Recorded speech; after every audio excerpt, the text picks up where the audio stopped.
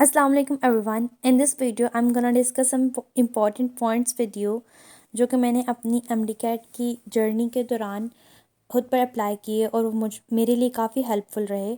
या मैंने कुछ गलतियाँ की और सेशन के एंड पर जाकर मुझे वो अपनी गलतियाँ रियलाइज़ हुई, तो उसके बाद फिर मैंने उन गलतियों से जो लेसन सीखे वो मैं आपके साथ शेयर करूँगी इस वीडियो में। और इसमें सब कुछ वही है जो मेरा अपना एक्सपीरियंस है, इसमें कुछ भी एक्स्ट्रा नहीं है। सो आई होप कि ये आपके लिए किसी ना किसी तरह हेल्पफुल रहेगा, रिपीटर स्टूडेंट्स के लिए भी और फ्रेशर स्टूडेंट्स के लिए भी। तो जो इसका सबसे पहला पॉइंट है वो ये है कि MD-CAT की जर्नी के दौरान आपका जो कंपटीशन होना चाहिए वो अपने साथ होना चाहिए, ठीक है। Don't compare your self with others. अब बहुत से बच्चे आपके एजुकेट होते हैं, वो कहते हैं मैं इतने घंटे पढ़ रही हूँ, मैं ये कर रही हूँ, मैं तो इतने घंटे बहुत कम सोती हूँ, मैं 4 घंटे सो रही हूँ, मैं 18 घंटे पढ़ती हूँ। इनफैक्ट आई स्टिल रिमेंबर कि मैं एक ग्रुप था, व्हाट्सएप ग्रुप था, and there was a girl, she said that she studies for almost 18 hours per day। और मैंने उसके बारे में जब वो मैसेज पढ़ा तो मैं बहुत देर उसके बारे में सोचती रही और मुझे ऐसे अपना कॉन्फिडेंस बहुत लो फील हो रहा था। और काफ़ी दिन मैं थोड़ा डिप्रेस पे रही। पर फिर बाद में मैंने रियलाइज़ किया कि इतनी देर हमें अपनी नींद और अपनी बहुत सी चीज़ों का ख्याल रखना है। मेरा कंपटीशन वो लड़की नहीं है, मेरा कंपटीशन मैं खुद हूँ। और बाद में to be very honest, unfortunately उस लड़की का एडमिशन नहीं हो सका। I don't know what was the reason, but so the thing is that don't compare yourself with others, okay. और it's okay if you are lagging behind others, ठीक है। बहुत से बच्चे आपसे आगे निकल रहे हैं, आपके क्लास टेस्ट हो रहे हैं, उनके टेस्ट में आपसे ज़्यादा नंबर आ रहे हैं, ज़्यादा अच्छे हो रहे हैं। बेशक वो आपके साथ आपके जितने क्लास टेस्ट में, FSC में और मैट्रिक में वो आपके जितने नंबर ले रहे थे और MD-CAT में उनके आपसे नंबर ज़्यादा आ रहे हैं। इसमें कोई इतना दिल को लगाने वाली बात नहीं है। आप उनके साथ compete मत करें। इससे अगर आप हर किसी को सोचते रहेंगे उसके मुझसे ज़्यादा नंबर आ गए हैं, तो आप कभी भी प्रोग्रेस नहीं कर पाएंगे, ठीक है। आपने खुद को देखना है, आप अपने आप को देखें। हो सकता है दूसरे बच्चे, उनका सिलेबस बहुत आगे निकल गया हो, उनका सिलेबस, अब वो कह रहे हो कि मैंने इतनी मरतबा रिवाइज कर लिया है, मैंने ये कर लिया है, वो कर लिया है, मेरा सिलेबस यहाँ से भी कवर। अगर आप उनसे बहुत पीछे हो, आपको ऐसा लग रहा हो, लेकिन आप अपने अकॉर्डिंग देखें ना कि मैंने किस तरह प्लान किया है, मैंने किस तरह अपना सिलेबस कवर करना है, क्या मैं उसके मुताबिक ठीक चल रहा हूँ या चल रही हूँ। आपने इस तरह देखना है, ठीक है। अपने मुताबिक जो है उसके अकॉर्डिंग प्रैक्टिस बुक्स यूज़ करो या जो भी करना है आपने, ठीक है। तो अपने आप के साथ compete करो, जो आपका प्लान है उसके ऊपर स्टिक रहो, ठीक है, उससे मत हटो। और अगर बताऊं कि जो क्लास टेस्ट होते हैं अकेडमीज़ में, उनमें गंदे नंबर आना कोई कोई बुरी, मतलब कोई मायूब बात नहीं है। इनफैक्ट मैं खुद बताऊं तो मेरे साथ जो मेरी फ्रेंड्स थी, उनका भी माशाल्लाह से एडमिशन हो चुका है। तो उनके मुझसे काफ़ी बेहतर नंबर आते थे, 175 और 175 प्लस भी आते थे अमूमन 200 में से। और मेरे जो थे स्टेप के टेस्ट में 150 160 यहाँ तक मार्क्स आए थे, और शायद एक टेस्ट में 170 में मार्क्स आए थे। और किप्स का टेस्ट थोड़ा ज़्यादा मुश्किल होता है, तो उसमें मेरे 140 के लाइन में मार्क्स थे। मुझे अभी भी वो टेस्ट बहुत अच्छी तरह याद है और मैं उस पर बहुत दुखी भी थी, लेकिन फिर मैंने खुद को अपने आप को संभाला और I did not give up actually. I just stood determined that I can do it, and now I scored 188। सो अब आपको अंदाज़ा हो गया होगा कि क्लास टेस्ट होते हैं, उसके मार्क्स इतना मैटर नहीं करते हैं, ठीक है। तो अगर आप इसी तरह सोचते रहेंगे ना, तो ये चीज़ें आपको डीमोटिवेट कर देंगी, ठीक है। आपने क्या करना है कि आपका मकसद उन क्लास टेस्ट में हाईएस्ट मार्क्स लेना नहीं है, ठीक है। आपका मकसद यह है कि आप खुद को बेहतर से बेहतर बनाएं, अपनी तैयारी बेहतर से बेहतर करें और जो आपकी गलतियां हो रही हैं उनको पॉइंट आउट करें, ठीक है। तो इतना ज़्यादा खुद को टेंस नहीं करना है। It's okay if you are trying but you are not able to score well in the daily test, ठीक है। Just keep trying, focus on your weak points and mistakes, ठीक है। Note them down and just try not to repeat them again. This is the key, ठीक है। खुद को tense नहीं करना है और इधर उधर नहीं देखना है वो उसके ज़्यादा नंबर आ रहे हैं या मेरे कम आ रहे हैं, ओके। तो you don't compare yourself with others. अब जो सेकंड पॉइंट मैं डिस्कस करना चाह रही हूँ वो है कि आप अपना एक प्रॉपर शेड्यूल बनाएं, और उसी के अकॉर्डिंग काम करें, उसके साथ उसके ऊपर स्टिक कर जाएं। जो आपका शेड्यूल है ना, अब आपका शेड्यूल और होगा, आपकी दोस्त का जो होगा वो और होगा, तो इससे आपने ये नहीं सोचना कि उसका ज़्यादा अच्छा बन गया या ये हर किसी को लगता है कि वो मुझसे ज़्यादा अच्छा कर रहा है ये, लेकिन आपने जो अपने अकॉर्डिंग अपने सिस्टम के अकॉर्डिंग जैसे आपको ईजी लगा आपने वैसे बना लिया, तो मतलब कि वो ठीक है, वो आपके लिए ठीक है। जो आपकी दोस्त ने बनाया वो उसके लिए ठीक होगा, वो ज़रूरी नहीं कि वो आपके लिए भी ठीक हो। तो इस तरह से आप अपने शेड्यूल के मुताबिक काम करें, डेली का जो भी आपने सोचा है। और अब ये भी बात है कि जो हमारा शेड्यूल होता है ना, इसके ऊपर 100% कभी भी आप फॉलो नहीं कर पाते हैं। लेट्स बी रियलिस्टिक, तो आप नहीं फॉलो कर पाते हैं। ये हो सकता है कि आप 70 to 80% उसको फॉलो कर लें, मतलब 70 to 80% जो आपने डेली आपने काम सोचा था उसका आप 70 to 80% आप काम कर चुके हैं और कुछ बाकी बच जाता है। ऐसा होता है, हमें मान लेना चाहिए, ठीक है।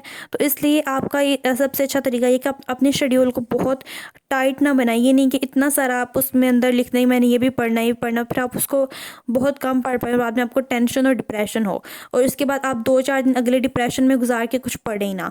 तो इसलिए बेहतर है कि आप पहले अपना शेड्यूल थोड़ा फ्लेक्सिबल बनाएं, यानी कि ख़ुद को आराम भी दें, अपने सोने का टाइम रखें स्पेसिफिक 7 to 8 आवर्स, खाने का टाइम, पढ़ने का टाइम, और उसके अलावा भी मतलब आप फ़ोन यूज़ करने का भी 1 या 2 घंटा रखें इस तरह से। तो उसको अपने शेड्यूल को बैलेंस रखें, अपने 24 आवर्स जो आपके हैं उसको ठीक से यूटिलाइज़ करना है आपने, ठीक है। और रेस्ट करने के लिए भी टाइम निकालें। और उसके अलावा अब आपका जो 70 to 80% आप डेली का करें तो हर दिन में से कुछ ना कुछ बच जाता है, ठीक है। तो उसके लिए आप मैं पहले भी बता चुकी हूँ कि आप वीकेंड्स जो हैं उनको यूटिलाइज़ करें। वीकेंड्स पे 3, 4, 5 जितने भी आवर्स आप रखना चाहें उसको आपने मैनेज करें, और उसको वहाँ पर रखकर जो आपका काम छोटा है या आपको मुश्किल लग रहा था वो आप वीकेंड पे कर सकते हैं, ठीक है। और अपने बैकलॉग्स जो हैं, ये जो आपका काम छूट जाता है, इसको सैटरडे या संडे पर आप मतलब कवर करने की कोशिश करें। और फिर ये भी है कि आप कुछ बच्चे घबरा जाते हैं कि जब सुनते हैं कि मेरी दोस्त कह रही है मैंने तो इतनी ज़्यादा प्रैक्टिस बुक्स कर लिया, इसकी भी कर लिया, उसकी भी कर लिया। और to be very honest sometimes बच्चे झूठ बोलते हैं, they just want demotivate you. तो आपने डीमोटिवेट नहीं होना, आपने कहना अच्छा ठीक है तुम कर रही हो ना, करती रहो, मैं वो करूँगी जो मैंने प्लान किया है, ठीक है। आपने अपने प्लान के अकॉर्डिंग काम करना है। और जैसे कि मैंने बताया है कि एक टाइम पे एक प्रैक्टिस बुक जो है वही करें तो बेहतर है। वो सारी जब आपकी कंप्लीटली हो जाएगी सॉल्व, उसके बाद नेक्स्ट किसी एकेडमी या जो भी सोर्स है आपका जहाँ से आप ले रहे हैं एमसीक्यूज़, फिर उसकी तरफ मूव करें। और इस तरह आपने एक टाइम पे एक पे ही फोकस करना है, ठीक है। तो अपने प्लान को अच्छा करें, अच्छा सा प्लान बनाएं, उस प्लान पे स्टिक कर जाएं, दूसरों को नहीं देखना आपने। फिर तीसरी चीज़ आती है कि एफएससी में नंबर कम होते हैं बच्चों के, तो उनको वो पूरे एमडी कैट के सेशन के दौरान वो बहुत डीमोटिवेट रहता है कि हमारे नंबर कम है, हमारा तो एडमिशन होना ही नहीं है, ये और वो, इस तरह के बहुत से ख्यालात आते हैं। तो इसके लिए मैं यही कहूँगी कि don't lose hope, don't give up. और if I can secure admission with 444 marks in first year, I think we all can. और so I think I am an example in front of you. तो आप मेरी example को लें, और या अगर आपको मेरी एग्ज़ाम्पल के अलावा भी कोई चीज़ मोटिवेट करिए तो आप उसको लें और work hard for your dreams. और ऐसा नहीं होता कि जो एफएससी का टॉपर है वही उसका तो पक्का है ना कि वो हो जाएगा। मैंने ऐसे बच्चे देखे हैं जिनका एफएससी में वो टॉपर्स थे, ठीक है, बहुत बहुत कमाल के नंबर थे, पर उनका एमडी कैट में इतना अच्छा स्कोर नहीं कर पाया अनफॉर्चुनेटली, और उनका एडमिशन नहीं हो सका। तो आपने इस लिहाज से ख़ुद को डीमोटिवेट नहीं करना, बल्कि be hopeful, you should be hopeful in each and every situation, ठीक है। Being a Muslim it's one of the most important things, ठीक है। और इसके बाद है सेल्फ बिलीफ। अब अपने सेल्फ बिलीफ, अब आप खुद को keep telling yourself, to be very honest, आप कभी अकेले हों तो कुछ अपने आप से कुछ ऐसा जुमला बोलें, कोई शेर बोलें, कुछ भी जो आपको मोटिवेट करता है वो आप अपने आप को सुनाएं, थोड़ा ऊंचा बोलें ताकि आपके कान उस आवाज़ को सुने, और आपका ब्रेन, आपका दिल, मतलब सब कुछ आप खुद उस पर बिलीव करना शुरू कर दें कि हाँ ये सच है, I can achieve my dreams, ठीक है। और इसके अलावा एक और तरीका जो मैं करती थी, तो पता नहीं आपके लिए काम करेगा या नहीं, आई यूज टू राइट, मैं खुद अपने आप को नोट्स लिखती थी। I mean I just use to pick up my diary, और उसके ऊपर मैं कुछ भी लिखती थी जो मैं अपने आप से कहना चाहती थी, खुद को मोटिवेट करना चाहती थी। मैं एक तरह से अपनी ही मोटिवेटर बन जाती थी। तो if you want me to share the self help notes, तो मैं आपको दिखा सकती हूँ अभी। I mean if you want, जो मैंने एक एग्जांपल दे सकती हूँ तो कैसे आप खुद को मोटिवेट कर सकते हैं, ठीक है। और सबसे बड़ी मोटिवेशन मेरे ख्याल से अपनी अंदर की मोटिवेशन होती है। तो आपको उन दिनों आपकी एमडीएड के डेज में आपकी लाइफ में काफ़ी मतलब मेंटली और फिज़िकली हर तरह से स्ट्रेस होता है, बहुत सी प्रॉब्लम्स होती हैं। तो उसमें आपने अपनी जो सेल्फ मोटिवेशन है उसको, वो आपकी सबसे बड़ी मोटिवेशन हो। तो यही मेरे अकॉर्डिंग तो वही सबसे अच्छा तरीका है खुद को डिटर्मिन्ड और कंसिस्टेंट रखने का। और नेक्स्ट पॉइंट जो मैं शेयर करूँगी वो ये है कि आप कुछ भी जो आपको चीज़ जो आपको इंस्पायर करती है, कोई भी चीज़ जो आपको पुश करती है कि मैं काम करूं, मैं हार्ड वर्क करूं, उसको उसके साथ जुड़ जाए। मतलब इट कैन बी कुरान पाक की कोई आयत हो सकती है, या किसी की कोई बात हो सकती है जो उसने आपके लिए कही हो, या कुछ भी हो सकता है, कोई वाकया, कोई story, it can be anything. तो उसके बारे में सोचें, और उससे आपका जो ब्रेन है वो ऑटोमेटिकली पॉजिटिविटी की तरफ मूव करेगा, और आपको जो कि आपके लिए बहुत फ़ायदा मंद होगा, ठीक है। क्योंकि आप जब पॉजिटिव तरीके से काम करेंगे तो उसके रिजल्ट्स भी पॉजिटिव आएंगे ना। और जो नेक्स्ट पॉइंट मैं डिस्कस करूँगी वो है कि कंसिस्टेंट रहना है। अब आपके टेस्ट गंदे हो रहे हैं, आप हार्ड वर्क कर रहे हैं, फिर भी आपके टेस्ट में इतनी ज़्यादा गलतियाँ निकल रही हैं, आपके बहुत गंदे टेस्ट हो रहे हैं, लेकिन उसके बावजूद भी आपने खुद को कंसिस्टेंट रखना है, ठीक है। और फिर से बात रिपीट कर रही हूँ, पहले भी मैं शायद काफ़ी दफ़ा कर चुकी हूँ कि आप बेशक एक्स्ट्रा पढ़ाई ना करें, ठीक है, लेकिन डेली का काम डेली कर लें, कंसिस्टेंट रहें। एक्स्ट्रा पढ़ाई ना करें, इट्स ओके, लेकिन डेली का काम डेली कर लें। जितने भी आप रोज़ाना के 5 घंटे 6 घंटे या जितना भी आप पढ़ते हैं, तो आप डेली उतने ही पढ़ें, उसमें नागा मत करें, ठीक है। नेक्स्ट पॉइंट है कि स्टडी टिप्स में कि अक्सर बच्चे जोश में आकर एकदम इतना ज़्यादा पढ़ने लग पड़ते हैं कि मैं कहते हैं मैंने मुसलसल 6 घंटे पढ़ना है। तो उससे पहली बात तो आप पढ़ नहीं पाते, दरमियान में कोई ना कोई डिस्ट्रैक्शन आ जाती है। और अगर आप किसी तरह बैठ भी जाएँ इतने 6 घंटे, तो उससे आपका प्रोडक्टिविटी लेवल वो नहीं होता जो होना चाहिए। तो इसलिए आप take short breaks after every 40 to 45 minutes, and it is scientifically proven के your brain cannot function more than 40 to 45 minutes continuously after studying. So you need a break, and please don't use a phone during these breaks. You can do anything to relax yourself, but don't use your phone, okay. Keep separate time for the phone usage. And next, a very important point, which is namaz. And since नमाज जन्नत की कुंजी है, ठीक है, तो उस लिहाज से नमाज इज़ सक्सेस, नमाज आपको कामयाबी की तरफ लेकर जाती है। तो अब आप अल्लाह ताला से दुआ कर सकते हैं कि अल्लाह ताला आपकी प्रॉब्लम्स को आसान करे, ठीक है। तो ये बहुत आम सी बात नज़र आती है, लेकिन अगर आप इसके ऊपर अमल करना शुरू कर देंगे सच्चे दिल से, ट्रस्ट में आपकी बहुत सारी प्रॉब्लम्स जो हैं वो सॉल्व हो जाएंगी, या एटलीस्ट आपके दिल को सुकून मिलना शुरू हो जाएगा, जो कि एक बहुत बहुत मतलब बाइसे मुसरत बात है।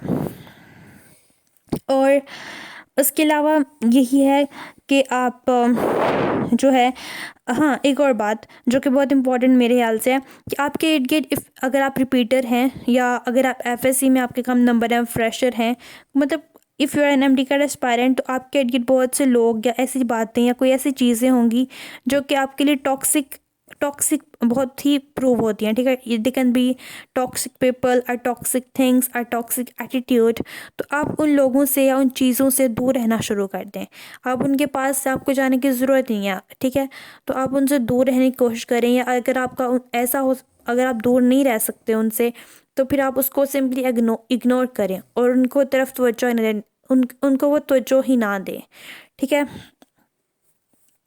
और उसके अलावा एक और पॉइंट है जो मेरे ख्याल से कि एमडी कैट की पढ़ाई के दौरान अक्सर बच्चे गलती करते हैं कि वो कहते हैं कि हम मतलब पढ़ते भी हैं तो हमने साथ ये भी करना है, ये भी करना है। मतलब आई थिंक आपकी जो हॉबीज़ हैं उनके लिए आप डेली का डेली टाइम ज़रूर निकालें। मतलब मोस्टली स्टूडेंट्स की मोस्टली हॉबीज़ होती हैं, और लेकिन आप अपनी हॉबीज़ के लिए टाइम निकालें। लेकिन जो आपकी एडिक्शंस हैं, ऐसी चीज़ें जिनके साथ आप बहुत ज़्यादा एडिक्ट हो गए, जैसे कि फ़ोन यूसेज तकरीबन हर किसी की यही एडिक्शन है, तो आप उसको आहिस्ता आहिस्ता कम करने की कोशिश करते जाएं। ठीक है, ये नहीं एकदम से वो कम नहीं होगी, लेकिन आप उसको आहिस्ता आहिस्ता कम करना शुरू करें। जैसे मैं अपनी बताऊं, तो मेरे एमडी कैट डेज से पहले I use to overuse Instagram. तो फिर मैंने सिंपली क्या किया कि मैंने पहले उसका आहिस्ता आहिस्ता कोई 10-15 दिन उसका यूज़ कम करती गई और फिर मैंने उसको उसे लॉग आउट कर दिया। ठीक है, मैंने पूरे 6 महीने तक अपना इंस्टाग्राम अकाउंट जो है उसको यूज़ नहीं किया, क्योंकि मैं उससे एडिक्शन मुझे हो रही थी। तो मैंने वो मेरी हॉबी नहीं थी, बल्कि एडिक्शन बन चुकी थी। तो फिर मैंने उससे इसी तरह आहिस्ता आहिस्ता उसको कम किया। तो आपकी भी अगर कोई ऐसी एडिक्शन है तो आप आहिस्ता आहिस्ता उसको कम करें, एकदम से नहीं, लेकिन आराम से करने की कोशिश करें। और क्योंकि अगर आप जब तक इनसे पीछा नहीं छुड़ाएंगे ना, आप ठीक से फोकस नहीं कर पाएंगे। सो अभी फ़िलहाल मेरे माइंड में ये सारे पॉइंट्स हैं, और आई होप कि आपको एटलीस्ट कोई एक पॉइंट तो आपके लिए हेल्पफुल रहा होगा। अगर ऐसा है तो प्लीज़ प्लीज़ प्लीज़ वीडियो को शेयर कर दें।